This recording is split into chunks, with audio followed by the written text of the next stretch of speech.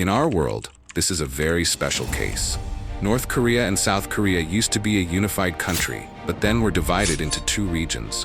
More than 70 years of division have left North and South Korea with many differences. But remember that they were once one people, a unified people. A tale of two Koreas. Once upon a time, North Korea and South Korea were one unified nation. For over 3,000 years, they shared culture, language, and traditions. But in the 20th century, history took a dramatic turn. Korea was annexed by Japan in the early 1900s, becoming a colony until the end of World War II.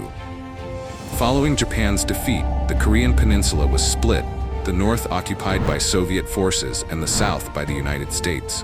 By 1950, tensions erupted into the Korean War, and when the fighting ceased in 1953, two nations were firmly established: the Democratic People's Republic of Korea, North Korea, and the Republic of Korea, South Korea.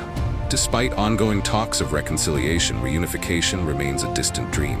So what sets these two nations apart, and what still unites them? Let's break it down. Language. Both North and South Koreans speak Korean, but more than 70 years of separation have shaped their languages in unique ways.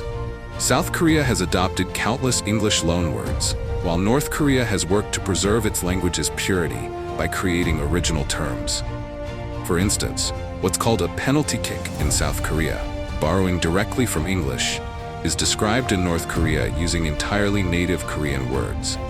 This linguistic divide is so pronounced that North Korean defectors often struggle to understand the English-infused Korean spoken in the South. Imagine learning the same language twice. Politics, worlds apart. North Korea is a single-party state ruled by the Kim dynasty for 3 generations. Its political ideology, Juche, developed by Kim Il-sung, the nation's founder, emphasizes self-reliance and socialism. Meanwhile, South Korea operates as a multi-party democracy with a vibrant political scene and regularly held elections. While North Korea remains a hereditary dictatorship, South Korea has transitioned from military coups to a thriving democratic system. Talk about polar opposites. Economy, divergent destinies. In the early 1970s, North and South Korea's economies were roughly on par. But since then, South Korea has surged ahead, becoming a global economic powerhouse.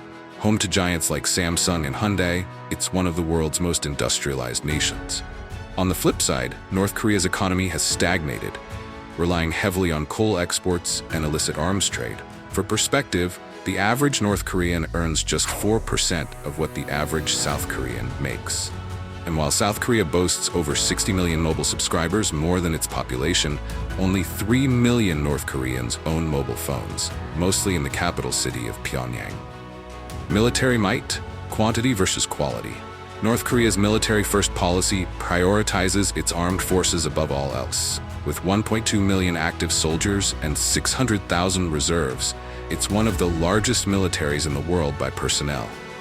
However, South Korea's military, ranked 6th globally, has cutting-edge technology and a defense budget that dwarfs North Korea's entire GDP.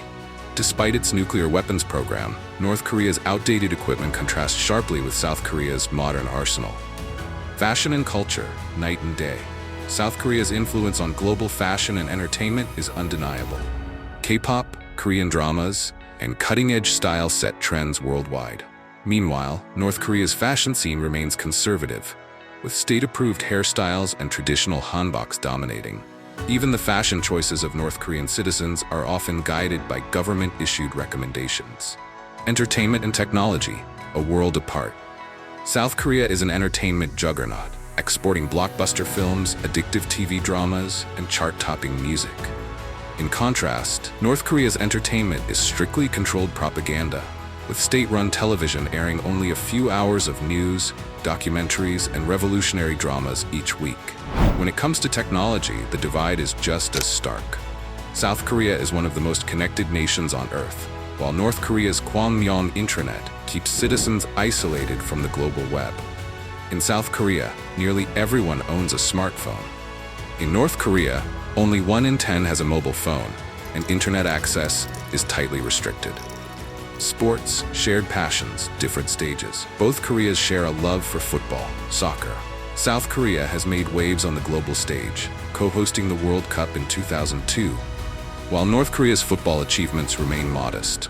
Sports, like so many other aspects, highlight the shared roots but different realities of these two nations. The story of North and South Korea is a poignant reminder of how history can shape nations in opposite directions. While they share a common heritage, their political systems, economies, cultures, and lifestyles couldn't be more different. What about you?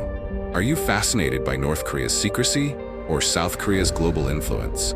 Let us know in the comments. Don't forget to like, share, and subscribe to CMTS Story for more captivating tales from around the world. Until next time, goodbye and stay curious.